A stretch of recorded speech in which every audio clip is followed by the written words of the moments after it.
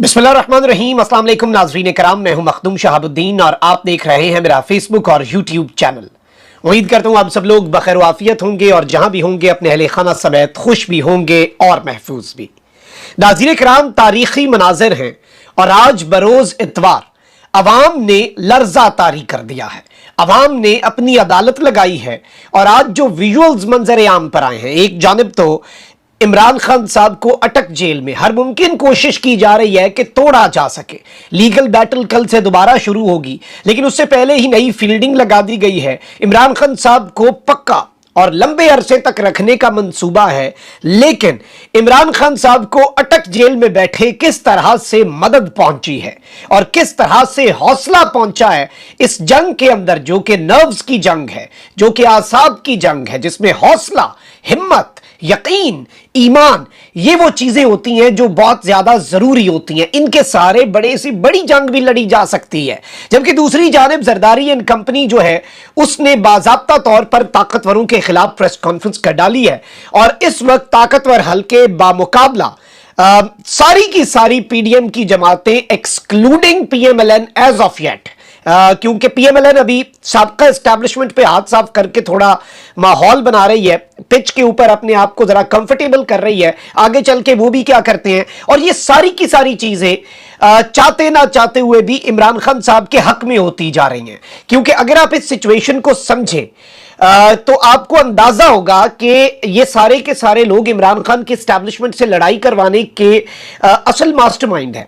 और ये इसलिए चाहते थे, इन्हें लगता था कि इमरान खान और एस्टैब्लिशमेंट का आपस में हमने फड्डा करवा दिया तो अवाम जो है वो तो चले इमरान खान के साथ है, मकबूलियत तो इमरान खान के पास है, लेकिन कबूलियत इमरान खान से जाएगी तो पीछे हम ही बचेंगे, अंधों में हम काने राजी होंगे। लेकिन अब इनके साथ जो हो रही है, इनमें से किसी को समझ नहीं आ रही। एक जानब तो मैंने वीडियोस की जो भरमार पूरे पाकिस्तान से, अवाम ने पाकिस्तान तहरीक इंसाफ और इमरान खान के हक में रेफरेंडम और अपना फैसला सुना दिया है, अपनी अदालत लगा ली है। कल सोमवार को अदालतें खुलनी है इस्लामाबाद हाई कोर्ट के, देखते हैं चीफ जस्टिस साहब क्या करते हैं। लेकिन उससे पहले अवाम ने अपना फैसला जरूर दे दिया और इमरान खान साहब के लिए किस तरह से इवेंट्स जो हैं, जितने ये अनफोल्ड हुए हैं गुज़श्ता 48 घंटे में, ये Saturday Sunday apparently Imran Khan साहब के लिए मुश्किल था कि इमरान खान साहब को रिहा होना चाहिए था इन दिनों के अंदर, लेकिन वो नहीं रिहा हो सके। डिलेइंग टैक्टिक्स अपनाए जा रहे हैं, लेकिन इस सब में कुछ ऐसा हुआ कुदरत की जानिब से, ये अब आपने समझना है। अख्तर मेंगल साहब ऑलरेडी स्टेटमेंट दे चुके हैं, बलूचिस्तान नेशनल पार्टी वाले के आईनी बहाने नहीं चलेंगे,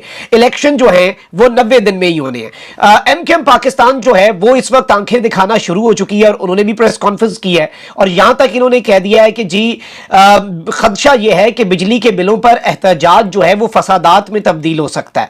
और इन्होंने कहा है कि अवाम को फौरी रिलीफ देने के लिए इकदामात किए जाएं। एक जानिब ये सब कुछ हो रहा है, वहीं दूसरी जानिब सियासी जमातें, महंगाई का मामला जो है, बिजली के बिलों का मामला जो है, अवाम के साथ जो कुछ हो रहा है उस सब के ऊपर अवाम तो तपी पड़ी है, अवाम तो भरी पड़ी है। अभी तो लावा फूटा ही नहीं है, अभी तो ट्रेलर और टीजर चल रहे हैं। खुदारा खुदारा खुदारा, ये मैं हाथ जोड़ के अरबाब इख्तियार से दरखास्त कर रहा हूं, खुदारा अवाम को अपने मुस्तकबिल का फैसला खुद करने दे। खुदारा वो रेवोल्यूशन लाना चाहते हैं तो उन्हें रेवोल्यूशन वाया बैलेट, इनकलाब बजरिया वोट लाने दें, क्योंकि मेरा मुल्क इसके अलावा किसी और ऑप्शन का मुतहम्मिल नहीं हो सकता। अच्छा, अब जमात इस्लामी जो है वो भी मैदान में कूदी है और उन्होंने बिजली की कीमतों में इजाफे के खिलाफ बरोज हफ्ता 2 सितंबर को मुल्क गिर हड़ताल का ऐलान कर दिया है। ऑलरेडी जो अंजुमन ताजरान और दीगर जो आपकी तंजीमें हैं वो ऑलरेडी एहतजाज शटर डाउन कॉल्स दे रही हैं। और इस सब के अंदर मैं आपको यह बता दूं कि जमात इस्लामी वाले जो हैं इन्होंने बाज़ाब्ता तौर पर कह दिया है कि जी हम भी खुलकर एहतजाज करेंगे। और अब हो क्या रहा है, दो डेवलपमेंट्स आप जरा देखेंगे तो आपको समझ आ जाएगी। निगरान हुकूमत है ना, निगरानी काम करना, इनका काम है निगरानी करना। अच्छा, बड़ा कल से हम बाबेला सुन रहे थे, बड़ा रोला रप्पा सुन रहे थे कि भाई इजलास बुला लिया अनवारुल्लाह काकड़ साहब ने, पता नहीं उसमें क्या हो जाना है। अब उस इजलास की अपडेट भी ले लें। निगरान वजीर आजम अनवारुल्लाह काकड़ ने अवाम को ज्यादा से ज्यादा रिलीफ देने के लिए इकदामात की हिदायत कर दी है, ताहम बिजली बिल के सताए अवाम को फौरी तौर पर रिलीफ देने का फैसला आज भी नहीं हो सका। निगरान वजीर आजम की जेरे सदारत बिजली के भारी बिलों के खिलाफ होने वाला इजलास खत्म हो गया और यह इजलास 2 घंटे से जायद जारी रहा। इजलास में वजारत बिजली ने तरसील और निर्खों के मामले पर ब्रीफिंग दी और बताया कि बिजली की कीमत का तयन नेपरा करता है और बिजली की कीमत में रद्दोबदल कंज्यूमर प्राइस इंडेक्स के तहत होता है। तकसीम कार कंपनियों की जानिब से भी इजलास में तफसीली ब्रीफिंग दी गई। इजलास में मुलाजमीन को मुफ्त बिजली की फरामी के मामले पर भी ब्रीफिंग हुई और रुकाम ने बताया कि जो अफसरान हैं उन्हें बिजली जो है वो हम ख़त्म कर रहे हैं, बेसिकली जो मुफ्त फराम की जाती है। अलबत्ता ये हल कोई नहीं है, ये सिर्फ वापडा के टॉप के अफसरान को आप बिजली इस तरह से कर दें, बड़ा लंबा चौड़ा फिर सब की करें ना, जो बड़े बड़े ताकतवर बैठे हैं। अच्छा जी, वापडा के पुराने मुलाजमीन के अलावा किसी महकमे में बिजली के बिलों में रियायत नहीं दी जा रही। इस वक्त ये रियायत जो है ये कुछ मुलाजमीन को मिल रही है, और इस सब के अंदर इन्होंने कहा है कि जी ऐसा नहीं कि तमाम बोझ बिजली का बिल अदा करने वालों पर डाला जा रहा है, और इस तरह की ब्रीफिंग्स दी गई। अच्छा जी, अब निगरान वजीर आजम जो है उन्होंने बस हिदायत कर दी है कि जी हंगामी इकदाम करें, लेकिन अवाम को जो फौरी रिलीफ के इम्कानात थे वो खत्म हो चुके हैं। लेकिन यहां से आपको समझ आ जाएगी कि इस वक्त मुल्क के अंदर निगरान हुकूमत है ना, एहतजाज कोई कर रहा है तो ये तो एपॉलिटिकल होने चाहिए, ये तो इनका पॉलिटिक्स से कोई लेना देना नहीं होना चाहिए। लेकिन इस्लामाबाद में बिजली की कीमतों में इजाफे के खिलाफ एहतजाज पर जमात इस्लामी की मकामी क़यादत के खिलाफ मुकदमा दर्ज कर लिया गया है। बिजली की कीमतों में इजाफे के खिलाफ जमात इस्लामी ने एहतजाज किया। शहरियों ने टायर जलाकर एक्सप्रेस हाईवे को ढोक काला खान के मकाम से बंद किया। एहतजाज के बायस रोड बंद और गाड़ियों की कतारें भी रही, और यह एहतजाज बड़ा एहतजाज था। इस्लामाबाद पुलिस ने गुज़श्ता रोज बाराखू में एहतजाज करने पर जमात इस्लामी की मकामी क़यादत के खिलाफ मुकदमा भी दर्ज कर लिया है, और थाना बाराखू में दर्ज मुकदमे में मियां असलम और ताजिर रहनुमा काशिफ चौधरी समेत 12 अफराद को नामजद किया गया है। मुकदमा कार सरकार में मुदाखलत दफा 144 की खिलाफ वर्जी समेत दीगर दफात के तहत दर्ज किया गया है, यानी कि जो ताजिर रहनुमा है उनके ऊपर भी और जमात इस्लामी के मियां असलम जो है उनके ऊपर भी मुकदमा दर्ज हो गया है कि आप अवाम के साथ मिलकर महंगाई के खिलाफ एहतजाज क्यों कर रहे हैं।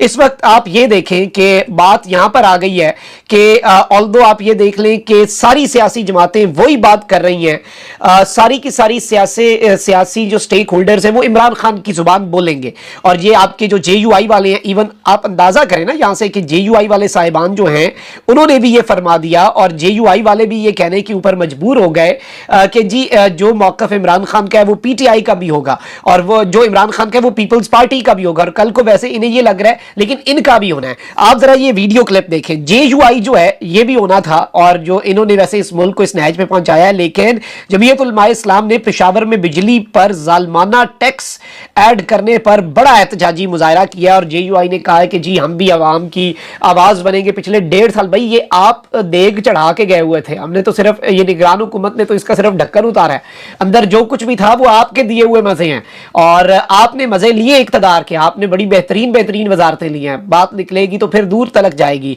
लेकिन अब जारी बात है, लेकिन जो अवाम का ऑर्गेनिक एहतजाज है वो बहुत इंपॉर्टेंट है, अवाम खुद से निकल रही है, और जारी बात है कि कम से कम PDM की जमातें या गुज़श्ता हुकूमत जो 16 महीने पाकिस्तान के साथ जुल्म करती रही, उसमें शामिल हुकूमत जमातों को ये हक नहीं हासिल कि वो बस चुप करके ना ढीठ बन के बैठे रहें।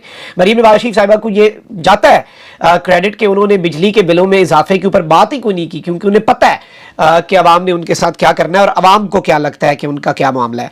अच्छा, वहीं दूसरी जानिब अब जो सूरत हाल बन चुकी है मुल्क के अंदर, आपको पता है कि पाकिस्तान पीपल्स पार्टी जो है वो खुलकर पाकिस्तान पीपल्स पार्टी के खिलाफ क्रैकडाउन जो है उसके आगाज हो चुका है। पीपल्स पार्टी के कुछ लोगों को जहाज में नहीं ट्रैवल करने दिया गया बैरून मुल्क, नो फ्लाई लिस्ट के अंदर कुछ लोगों के नाम जो है वो डाल दिए गए हैं, और पीपल्स पार्टी जो है उसके खिलाफ क्रैकडाउन होना है। पीपल्स पार्टी भी 90 दिन में इंतखाबात का नारा लगा चुकी है। पीपल्स पार्टी भी वही मौक़िफ़ अपना रही है कि जी सदर मुमलिकत ने जब साइन नहीं किया तो ऑफिशियल सीक्रेट एक्ट और दीगर जो है वो कानून नहीं बने, और ताकतवरों को कुछ मामलात के ऊपर पीपल्स पार्टी के साथ कुछ है, मसला भी है।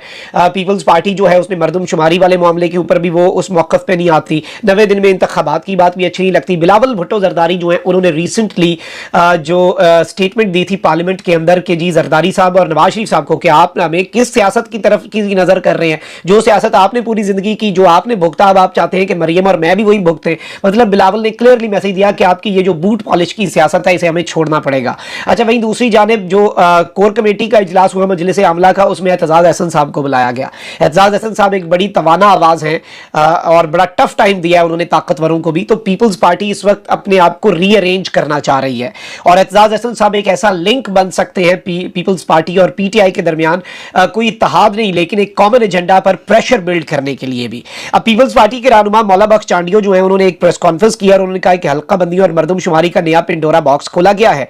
ये हल्का बंदी और मरदमशुमारी ले आए हैं, मरदमशुमारी पर पीपल्स पार्टी को तहफ़्फ़ुज़ात हैं। हम इंतखाबात के इल्तवा के खिलाफ हैं और 90 दिन में हम इंतखाबात चाहते जाते हैं।